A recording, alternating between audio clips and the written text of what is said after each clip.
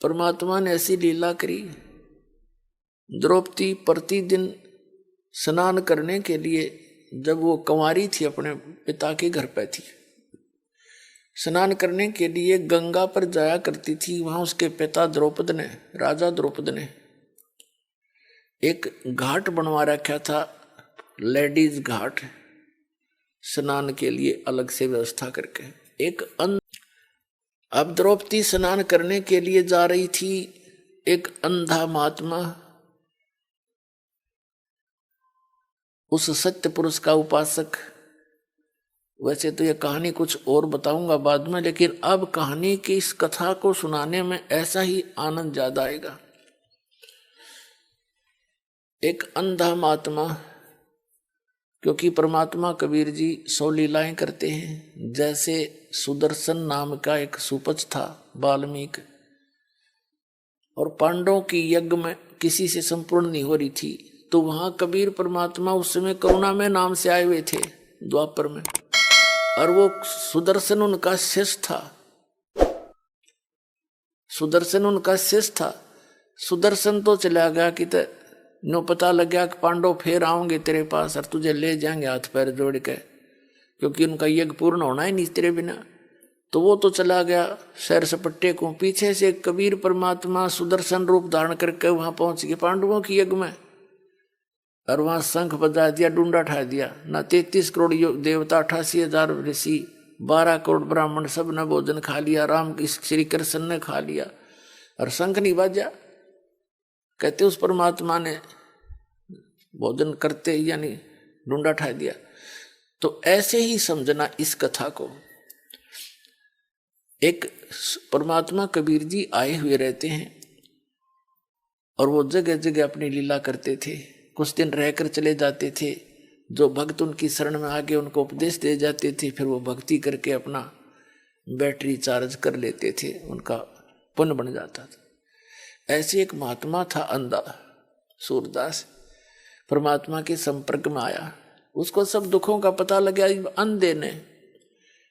अब अंधा भी जब यहाँ के सुख चावे है तो उसके साथ नालायक आदमी नहीं। यही कोई नौकरी चावे, कोई फंड चावे, अरे सब कैर टूट रहा तेरे ऊपर, तो वो बुद्धिमान व्यक्ति होते हैं।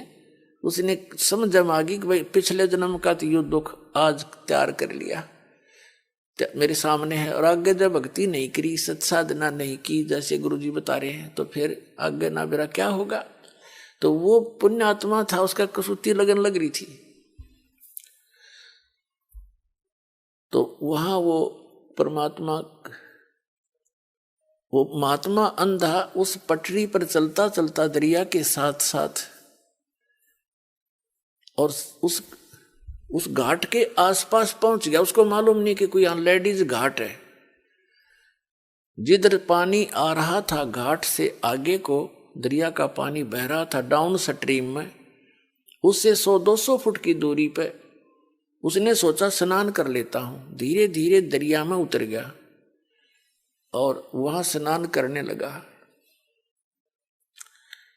तन पर केवल एक लंगोट था उसके, और कोई कपड़ा शेष नहीं था उस समय।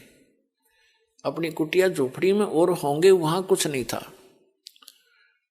तो उसने जब ऐसे मलमल कर नहा रहा था तो उसका लंगोट का रस्सी टूट गई, वो नाड़ा टूट गया और वो नींव वस्त्र हो गया, वो बह गया जल में। उधर से लड़कियां आ रही थी स्नान करने के लिए, आपस में बातें करती हुई, क्योंकि सैकड़ों की संख्या में सहेली आती थी द्रौपदी के साथ में। तो दूर से आवाज सुन गई उसने कि कोई बेबे बहन आ रही हैं लड़कियां, और अवश्य यहाँ कोई जनाना घाट होगा। तो गलत आ गया, और उधर से यह स्थिति होगी उसकी। वो तो एकदम गहरे पानी में चला गया, शर्म का मारा, इतने पानी में, और ऐसे ऐसे हाथ मारने लगा। उसने सोचा कोई कपड़ा लत्ता आ जावे, लपेट के बाहर आ जाऊं। अपने आत्माओं, जो पुण्यात्मा होती है ना, जो पूर्व संस्कारी होते हैं, उनको साधु संत भगत दिखाई दे जा, आत्मा गदगद हो जाती है। साधु दर्शन राम का, मुख पर बसे सुहाग, दर्शुनी को होते हैं जिनके पूर्ण भाग। कबीर साहब कहते हैं, कबीर दर्शन साध का, भगत संत का, परमात्मा आवे याद, और लेखे में वाए घड़ी, बाकी का समय बर्बाद। तो जितना समय आपके जीवन का संत भक्त भक्तों के साथ गुजरता है, भगवान की चर्चा में जाता है, वो तो आपका जीवन है। बाकी तो काल का व्यवस्था में व्यर्थ जाता है। द्रौपदी ने देखा महात्मा, सुबह सुबह दर्शन हो गए, बड़ी खुशी मनाई, क्योंकि पूर्व जन्म की पुण्यकर्मी प्राणी थी। उसने सोचा साधु भी नहा रहा है, हम भी पहले स्नान कर लेती हैं, स्नान करके फिर महात्मा से भगवान की चर्चा सुनेंगे। इस दृष्टिकोण से वो नहा रही थी। ना स्नान सुनून करके आध घंटे पानी में कूद काद के वो बाहर निकली। उसने देखा महात्मा चला तो नहीं गया। वो क्या देख रही है कि वो महात्मा जी ऐसे हाथ मार रहा है। उसने ध्यान से देखा, स्नान तो नहीं कर रहा, ये ऐसे क्यों कर रहा है, ऐसे ऐसे जैसे कोई चीज हाथ लग जा। फिर द्रौपदी ने देखा कि ये तो इनके बाहर कोई वस्त्र नहीं, और महात्मा का निवस्त्र है ये। तो लड़की ने सोचा, यदि मैं बोलूंगी तो ये शर्म का मारा कहीं आगे न सरक जाए, और आगे भयंकर दरिया बह रही है और महात्मा मर ना जा। उस लड़की ने एक लंबी लकड़ी, जंगल से लंबी लकड़ी तोड़ी, उसके अपनी साड़ी में तो एक ऐसे इतना चौड़ा टुकड़ा 8-9 इंच का एक गठ, एक बिलात कपड़ा पाड़ा लंगोट के आकार का, और दरिया में बहा दिया। एक महाराज का हाथ लग जाएगा। वो साथ से दूर से निकल गया, उसको दिखाई दे नहीं रहा था, वो ऐसे हाथ मार रहा था। लड़की बोलना नहीं चाहे थी कि लड़की की आवाज से और ज्यादा शर्मिंदा होकर ये आगे खिसका यूं मरा। भयंकर दरिया बह रही थी। लड़की ने फिर दूसरा फेर पाड़ा टुकड़ा, फिर लकड़ी फिर छोड़ दिया, वो भी दूर से निकल गया लहरों से। 7-8 बार उसने ऐसे क्रिया की, आधे से ज्यादा साड़ी अपनी पाड़ कर डाल दी। अब उसने सोचा बात नहीं बन रही, कोई बात नहीं। उसने लंबी लकड़ी तोड़ी एक, उसके लपेटा दिया लास्ट में, और धीरे धीरे महात्मा के हाथ के आसपास कर दी। उसने एकदम हाथ में उठाया और उसने पकड़ लिया। फिर उसने देखा, क्योंकि अंधे के हाथ आंखों का काम करते हैं, उसने देखा यो कोई आम कपड़ा नहीं है, वैसे स्वाभाविक नहीं है, ये किसी बेटी बहन ने मेरे लिए ही स्पेशल बना के छोड़ा है। उसको पता था कोई आसपास अवश्य होगी, बोल रही थी, अब वो चुप होगी। तब उसने कहा कि हे बेटी, आज तने मेरी इज्जत राखी है, भगवान तेरी इज्जत राखे, तने गणाए दे। कहते हैं साधु बोले सहज सुभा, और जो चाहे सो कर दे। उसने सहज सुभा आशीर्वाद दिया था। जैसे द्रौपदी के साथ कई नौकरानियां भी साथ थी, और द्रौपदी अपनी नौकरानियों को कह सकती थी कि इस महात्मा के लिए तुम साड़ी पाड़ कर डाल दो। वो सारी की सारी साड़ी भी डाल सकती थी, क्योंकि पता है राजा की लड़की जाते 10 देवगी हमारे को एक के स्थान पर। लेकिन द्रौपदी को पता था कि मैं रोटी खाऊंगी मेरा पेट भरेगा, मैं कोई दान धर्म करूंगी तो मुझे मिलेगा। तो उसने दूसरे को चांस नहीं दिया। इतनी विवेक था उसके अंदर, अपना आप क्रेडिट लिया उसका। अपनी साड़ी, राजा की लड़की की साड़ी कितनी सुंदर होगी, विचार करके देख लो। हम भी अपने बेटा और बेटियों को अपनी आवश्यकता से अधिक सुंदर कपड़े पहनाने की चेष्टा करते हैं, कीमती से कीमती। आपसे हम खद्दर का पहने, राजा की लड़की कैसा साड़ी पहन के गई होगी, कितनी कीमत होगी, पर उस लड़की ने एक नहीं देखा। उसने महात्मा दिखाई देता कि इसका संकट निवारण हो किसी तरह। तो इसको कहते हैं लालच करे तो ऐसा करे, इधर बदल लो इस सारे ने। और जैसे गुस्सा उठे तो माला ले ले हाथ में, अगले मन देखा तो कैसा ताकतवर है, सुमन कर कितना करेगा, 2 मिनट में सेट हो जाएगी गुस्सा फिर। तो इस तरह हमने इसको सेट करना। अब बातें उस समय तो आई गई हुई। फिर द्रौपदी का विवाह हो गया अर्जुन के साथ। अब पुण्यात्मा एक नियम है कि भक्ति करे बिना आत्मा रह नहीं सकती।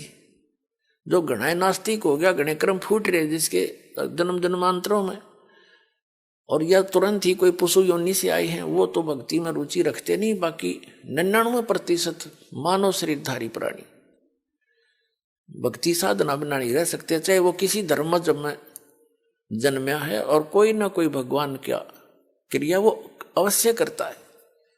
तो द्रौपदी ने, इन पांडवों के गुरु थे श्री कृष्ण जी, ये भी ज्ञान सभी को मालूम है। गुरु बिन माला फेरते, गुरु बिन देते दान, यानी गुरु के माध्यम से ही सारा कुछ किया जाता। तो उस परमात्मा के ज्ञान की सभी जो है नकल अवश्य करते हैं, लेकिन प्रफुल्लित वही होता है जहां उस परमात्मा का भेजा हुआ परम संत हो। बाकी अन्य गुरुओं से भी आंशिक रहा तो परमात्मा ही देता, उनके माध्यम से देता है। अब क्या हुआ, जैसे पांडवों और कौरवों ने जुआ खेला, और जुए में युधिष्ठिर सारा राज हार गया। अंत में उन्होंने द्रौपदी को कहा कि तू द्रौपदी को लगा दे दांव पर। और जुए वाले किसी बेईमान नीत होती है, उन्हें सोचा शायद इबका जीत जाऊंगा, सारा नाश करा के भी नहीं सोचा अगर इबका जीत जाऊंगा। अब द्रौपदी को ऐसा क्यों किया कि एक समय युधिष्ठिर राजा ने शीशे का महल बनवाया था, गलास का, और दुर्योधन को न्योता दे दिया, बुला लिया, भैया जा हमारे घर।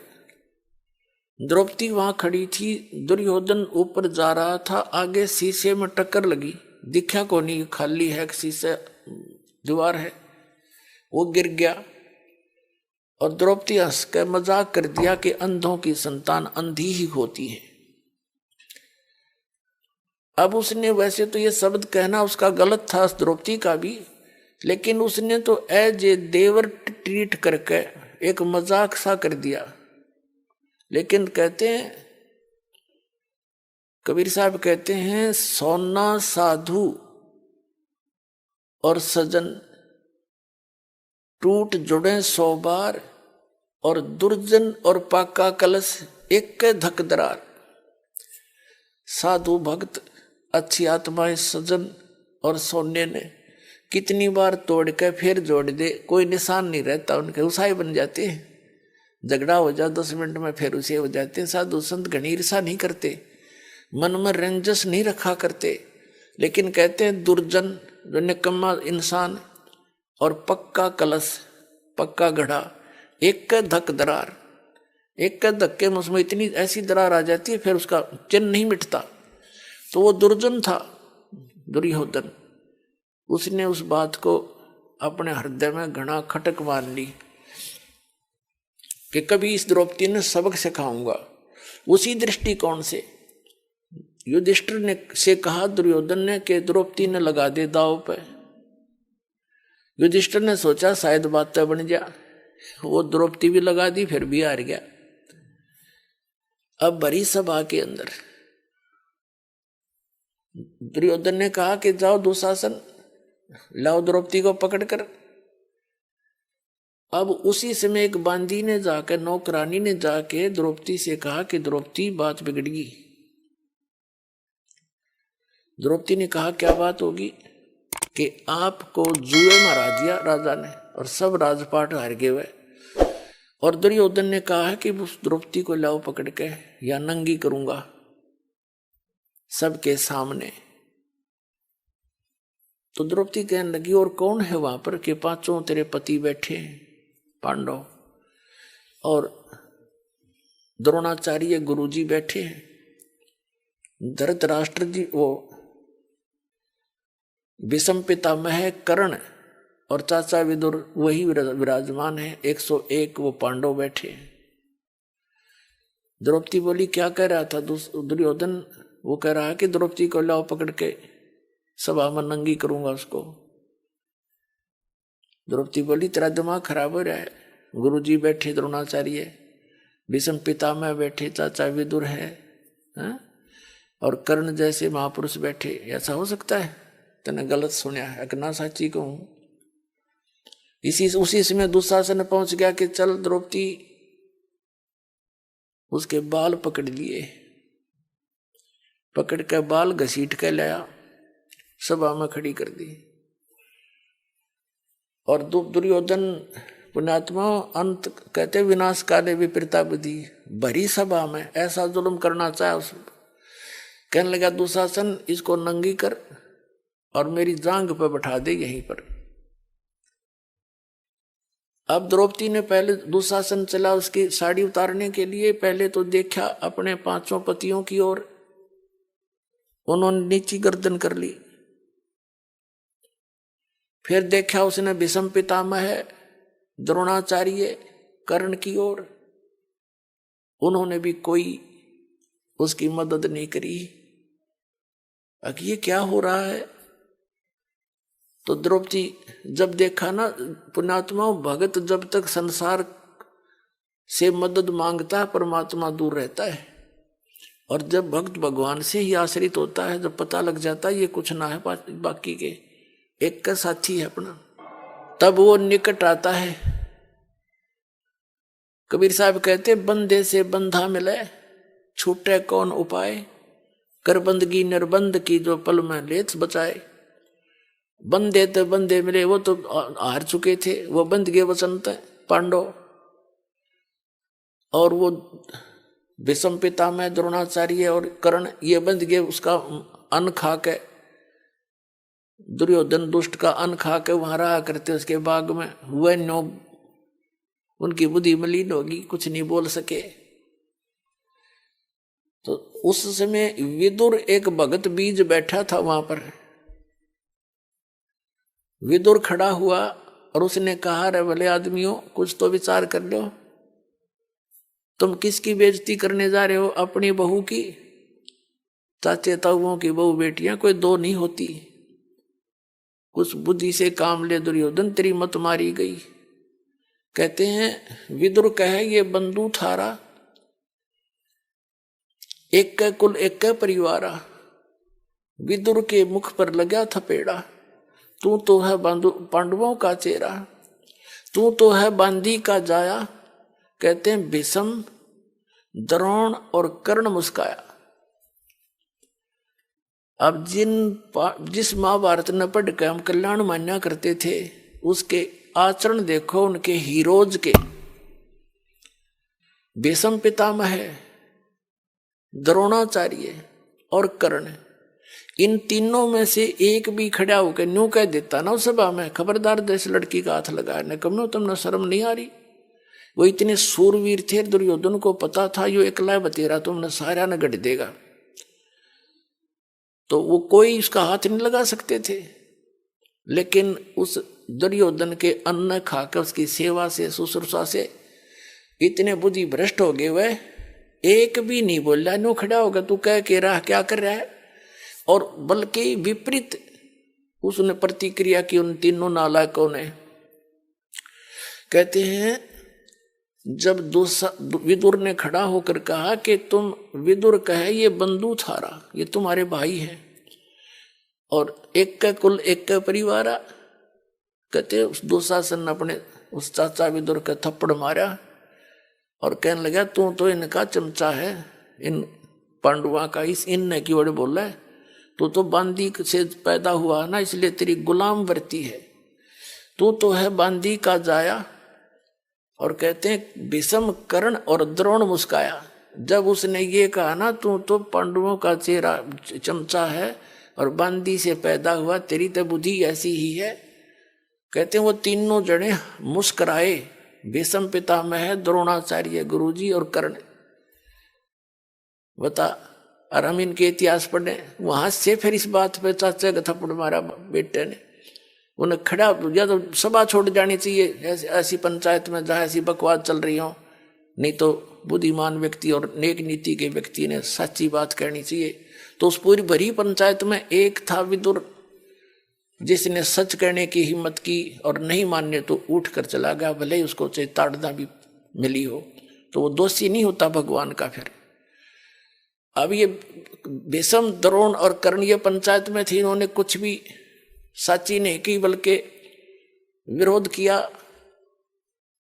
तो अंत में इनकी कैसी दुर्गति से मौत हुई तीनों की उस महाभारत के अंदर। कहते हैं विषम द्रोण कर्ण ने कहीं न आडी थी और तात महाभारत में उन गेला ऐसी बीती। अब द्रौपदी ने देखा कि भाई तो सारा ही बात बिगड़ी पड़ी है, ये बिना बोलते देख बैठे बैठे पुण्यात्मा विषम पितामह को कहें ब्रह्मचारी था, चलो ठीक है, और द्रोणाचार्य गुरु जी पद पे और कर्ण सूरवीर बैठा और लड़की को नंगी करने की चेष्टा कर रहे हैं, तो वो के टिंडे लड़ने बैठे थे वहां पर, या तो चले जाते या फिर बकवास देखने के लिए बैठे थे। वो उनके अंदर नीत में दोष था उनके।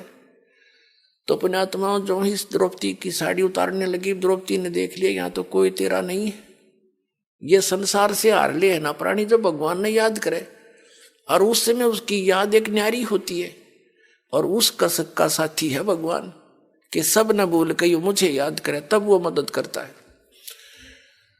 अब उसने उसी समय द्रौपदी ने परमात्मा याद किया। अब पहली तो बात है परमात्मा का हमने बेराय को नहीं कौन है, लेकिन हम फिर भी जब हृदय से पुकारते हैं उस परमपिता तो पुकार वो ही सुने हमारी। अब श्री कृष्ण तो उस समय वहां मौजूद था, उसने कौन भगवान मानने था जब तक सारे लट्ठम लट्ठा रहे थे। वो तो बाद में पता चला कि भाई विष्णु अवतार थे, ये ऐसे ऐसे थे, वो अलग बात है। तो उस समय उसने भगवान याद किया। अब क्या होता है देखो, वैसे तो जगह जगह हम देखते हैं बहुत से दुष्ट लोग बहन बेटियों की इज्जतों को भी खराब करते हैं, वो भी रोती हैं पुकारती हैं, लेकिन उनकी रक्षा नहीं हो पाती, क्योंकि उनके पिछले कोई ऐसे पुण्य शेष नहीं होते। और इसी प्रकार द्रौपदी ने पुकार की तो उसका कोई पिछला पुण्य था, और परमात्मा को पता था कि इसके ऊपर एक ऐसी आपत्ति आवेगी। उससे पहले व्यवस्था कर गए दाता, एक अंधे महात्मा से वो चीर दिवा के उसे आशीर्वाद दिवा दिया। अब क्या होता है, हमारी पुकार यहां से जब हम हृदय से रोते हैं भगवान के दरबार में, धर्मराज के दरबार में जाती है। धर्मराज के दरबार में जब हमारी पुकार जाती है तो वहां जाते ही धर्मराज के दरबार में हमारी वो सीढ़ी चालू हो जाती है। अब धर्मराज देखता है कि इसके ऊपर कोई आपत्ति आई है, इसका कोई ऐसा प्रतिफल है, ऐसा पुण्य जिससे मैं इसकी रक्षा करा सकूं। तो वहां क्या देखा कि इसका तो इतना गजब का पुण्य है, किसने कपड़ा दे रखा है एक महात्मा को, इसके बदले में तो कुछ भी दिया जा सकता है। तो वहां से उसकी रिफ्लेक्शन आती है, जिसको वो गुरु रूप में मान रही होती है। उस समय श्री कृष्ण उसके गुरु थे। अब श्री कृष्ण तो अपनी रुक्मिणी के साथ अपने महल में शतरंज खेल रहा था। भगवान शतरंज खेल लग रहे, अपनी पत्नी के साथ शतरंज खेल रहा था, और उस शतरंज में ऐसे डालते हैं पौ 12 कच्चे 12 पक्के 18, इस तरह बोलते हैं जो पासे डालते हैं। तो श्री कृष्ण ने यूं पासे डाले, पासे डालते हाथ ऐसे हो गया अकड़ गए, और उसने कहा अनंत। अब रुक्मिणी तेने सोचे थी पासे डाल के कोई मांगेगा, न्यू बोलेगा कच्चे 12 पक्के 18, वो ना बोलकर उसने कहा अनंत, जैसे एकदम करंट सा आ गया उसके शरीर में। अब रुक्मिणी हाथ पकड़ के हंसने लगी, नहीं बोली हार गया ना कि अनंत अनंत कर रहा है, बोल के बोलेगा। तब वो कहने लगी अनंत क्यों कहा तूने? तब वो कहता है कि दुशासन ने द्रौपदी रुक्मिणी कर पकड़ा मुस्काई, हाथ पकड़ के हंसने लगी, और अनंत कहा मोकू समझाई। यू अंत क्यों कहा, मुझे इसके बारे में बताइए। ये सूक्ष्म वेद के अंदर परमात्मा ने यथार्थ ज्ञान दिया। पुण्यात्मा आप अभी तक तो आपने अध खबड़ा सा ज्ञान सुन रखा था, बस ये है कंप्लीट स्पिरिचुअल नॉलेज जो आपके स्वरूबरू हो रहा है। रुक्मिणी कर पकड़ा मुस्काई, अनंत कहा मोको समझाई। श्री कृष्ण कहते हैं दुशासन ने द्रौपदी पकड़ी, हमारी भगत सकल में सिखरी। अब उसमें रिमोट तो मालिक का बोल रहा था उस समय, कबीर भगवान का। उसने तो आप नहीं पता मैं क्या बोल रहा हूं। हमारी भगत पे छोड़ी हुई तो हमारा नाम न ले वह कोई, तनदेही से पासा डारी, वो तो खेलन लग गया फिर वहां पर। और पहुंचे सुख समरूप मुरारी, कबीर परमात्मा पहुंचे द्रौपदी के सिर पर, पहुंचे सुख समरूप मुरारी, खेचत खेचत खेच कसीसा, सिर पर बैठे हैं जगदीशा। द्रौप सुता के चीर बढ़ाए, शंख शंखों पार नहीं पाए। अंधे को कोपीन दई थी, अंधे को कोपीन दई रे भाई, ताते उसका चीर बढ़ाई। अब कुछ दिन उधर तो वो दुशासन थक लिया, ढेर लाग गया। कहते हैं दुशासन 10,000 हाथियों का ताकत रखता था, और द्रौपदी कमल का फूल जैसी थी। परमात्मा की आड़ में जीव नो सुरक्षित रहा करे। वो थक के पसीनम पसीना होकर ढेर लग गया चीर का, और बैठ गया मुंह लटका के, इतना योद्धा। तब वो चीर काट दिया गया और द्रौपदी को कह दिया गया था आप जाइए। कुछ दिनों के बाद फिर श्री कृष्ण आए वहां पर। तब श्री कृष्ण जी से पूछा कि हे भगवान, आपने मेरा कौन सा पुण्य मेरे आगे अड़ गया था जो मेरी इज्जत आपने ऐसी राख दी। भगत तो अपने गुरु ने कहा करे। तो परमात्मा ने उसकी दिव्य दृष्टि खोल दी श्री कृष्ण की, अपने रिमोट से उसको दिखाया को हो द्रौपदी, जो आज तुझे तेरी रक्षा जो की है भगवान ने, वो बताऊं कौन से पुण्य से की है। कहां बताइए कि एक समय तू स्नान करने गई थी, अपने पिता के घर पे थी कंवारी। उस समय एक साधु अंधा महात्मा जल में स्नान कर रहा था, और उसकी कॉपी ने एक लंगोट था, वो गुम हो गया था, जल में बह गया था। और आपने एक साड़ी का टुकड़ा पाड़ के दिया उसने।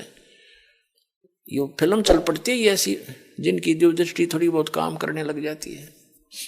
तो उस कपड़े के बदले में तेरा यो ढेर ला दिया भगवान ने। अब द्रौपदी कहती है भगवान, उस एक लीर के कारण मेरे हो गए चीर अपार। जब मैं पहले जान जाती तो सर्वस्व देती वार। ओए होए, कहते ऐसे महापुरुष का कि मेरे छोटे से कपड़े को देने से उस महापुरुष को और इतना प्रतिफल मिल गया मुझे। यदि मुझे पहले पता होता तो मैं पता नहीं के दान दे देती, क्या कर देती उस महापुरुष के लिए। तो पुण्यात्माओं, यहाँ अपन एक वचन सुना कि हमारी भगत पे छोड़ी हुई तो हमारा नाम ना लेवे कोई। तो परमात्मा कबीर परमेश्वर ही आपके साथ है तभी से। अब द्रौपदी चाहे किसन क्रेडिट दिए रहो, लेकिन तीनों लोकों में प्रवेश करके सबका धारण पोषण वो परमात्मा ही करता है, वही आकर रक्षा करता है। अब कबीर गरीबदास जी कहते हैं, जगत का पेखना पेखा, धनी का नाम ना लेखा। हम एक दूसरे को क्रेडिट देते हैं, उसने यूं कर दिया, उसने ऐसे कर दिया। कहते जो करने वाला उसका कितना नाम जिक्र भी नहीं। जगत का पेखना पेखा, धनी का नाम ना लेखा। जो सब कुछ करा उसका तुम्हें पता ही नहीं, उसका जिक्र भी नहीं करते तुम।